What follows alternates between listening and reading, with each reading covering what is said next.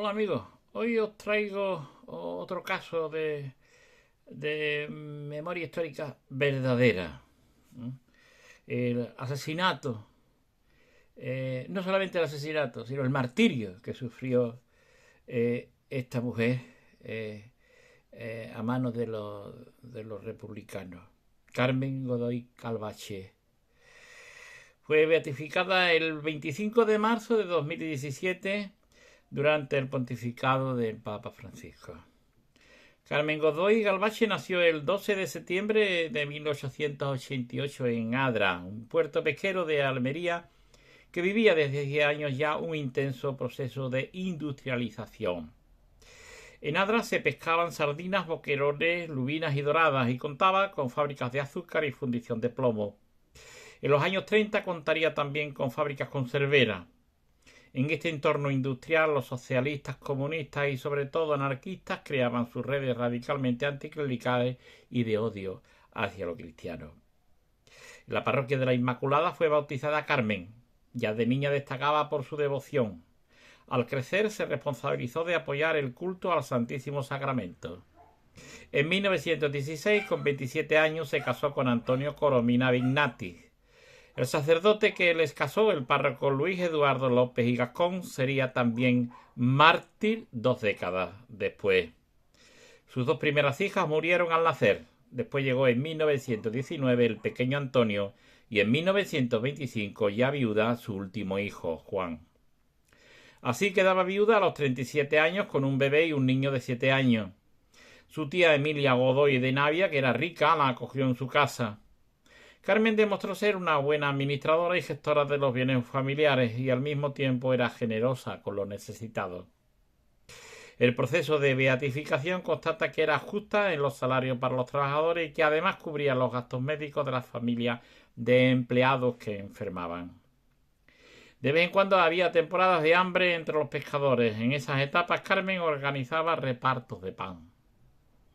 Esto molestaba a varios sectores, a algunos acomodados porque los dejaba en mal lugar y a las asociaciones y grupos revolucionarios porque dificultaba la revolución y entorpecía la predicación del dogma marxista de la lucha de clases. Hubo momentos en los que activistas fueron a apedrear su casa, pero ello nunca cesó su actividad caritativa. En 1933, al proclamarse la Segunda República en España, los anticlericales incendiaron la parroquia de la Inmaculada en Adra. Carmen, siempre buena organizadora, coordinó a los católicos para recoger donativos y reparar los destrozos. Los anticlericales, con los anarquistas de la CNT al frente, enseguida la señalaron como líder de los católicos de la ciudad. En julio de 1936 empezó la Guerra Civil Española y Almería quedó en la zona republicana. Sabiendo que los anarquistas la tenían en el punto de mira, Carmen, su hijo de 17 y 11 años, y su tía Emilia huyeron a Madrid. Pero los anarquistas de Adra fueron a buscarla a la capital. A su tía Emilia la encerraron en un psiquiátrico donde murió por malos tratos. A Carmen la encierran en su propia casa de Adra, que la CNT había ocupado y había convertido en sede de su comité. Empezarán así 4 meses de tortura. Los anarquistas quieren que ella entregue la lista de personas que ayudaron a financiar la reparación de las parroquias que ellos quemaron. Las personas que donaron dinero al templo serán consideradas enemigas del pueblo. Más aún, no solo la amenazarán a ellos, sino también a sus hijos. Carmen veía claro que con esa lista los anarquistas matarían a muchas más familias cristianas en Adra. Y respondió: yo tengo la maleta preparada para la eternidad. Podéis hacer conmigo y con mis hijos lo que queráis, pero la lista no os la entrego. La lista de torturas infligida, además en su propia casa durante 4 meses, ofende a cualquier sentido humano. La dejaron sin alimentar. Le daban para beber solo su propia orina. Impedían que pudiera asearse. La obligaban a vivir entre sus propios excrementos. La mantenían desnuda para humillarla más. Aunque normalmente la vigilaban milicianas, tan o más crueles que los milicianos varones, hacían venir a milicianos varones para mirarla, burlarse y humillarla. Un testigo aseguró que la exhibían desnuda en una jaula. En cierta ocasión introdujeron a un disminuido psíquico esperando que la violara. El 1 de septiembre le clavaron una puñalada en el corazón, en el pecho, para debilitarla. Tardaría mucho en recuperarse de ella.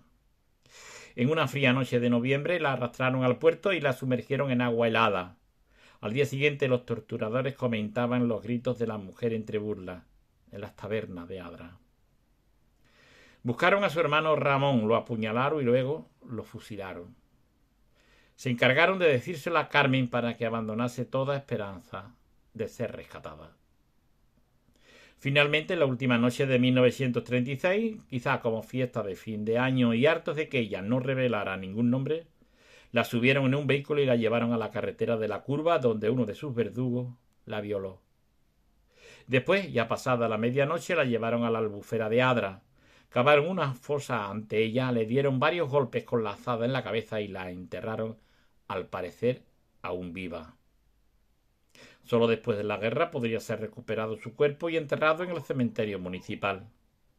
Hoy se la recuerda junto a otros mártires de Adra en la parroquia de la población. A continuación les leo la documentación de la causa general sobre ella recogida en 1940. Entre todos los asesinatos perpetrados por los rojos merece destacarse el de doña Carmen Godoy Calvache, cuya señora se encontraba residiendo en Madrid, a cuya capital fueron en su busca los elementos rojos de Adra, por orden del ya citado Comité Revolucionario, y trasladada a este pueblo desde aquella capital, siendo encerrada en calidad de presa en la casa de su propiedad, que había sido incautada por el repetido comité y era el local donde éste se había instalado. Que en una de las dependencias de la citada casa y en lugar visible para el público se instaló una jaula en la cual fue encerrada la doña Carmen Godoy Calvache, completamente desnuda, siendo constantemente víctima del escarnio y el ultraje no solo de los miembros del comité, siendo también de cuantos elementos rojos acudían al citado lugar. Que no contentos con ello, la perversidad de los elementos marxistas antes citados llegó al extremo de encerrar en la citada jaula, juntamente con la referida señora y también desnudo, a un imbécil del lugar ya fallecido apellidado Checa, que como persona más directamente encargada de la vigilancia de la referida señora, doña Carmen figuraba una miliciana afiliada a la CNT, de la que solo sabe que se llamaba Adelina y de la que tiene noticias que ha sido condenada por los consejos de guerra y que en la actualidad se encuentra cumpliendo condena en una prisión de mujeres. Que la referida doña Carmen Godoy permaneció en tan triste situación, víctima de constante ultraje y malos tratos, hasta que por orden del repetido Comité Revolucionario de Adra fue asesinada en el mes de diciembre del año 1936, diciéndose en el pueblo que la crueldad de los asesinos llegó al extremo de enterrar viva a la referida señora. Que la doña Carmen Godoy Calvache era una señora dignísima y bondadosa que hacía mucha caridad a los necesitados, creyendo el que relata que el encono que los marxistas le tenían era debido a la acentuada religiosidad de la doña Carmen Godoy, persona muy afecta a la causa.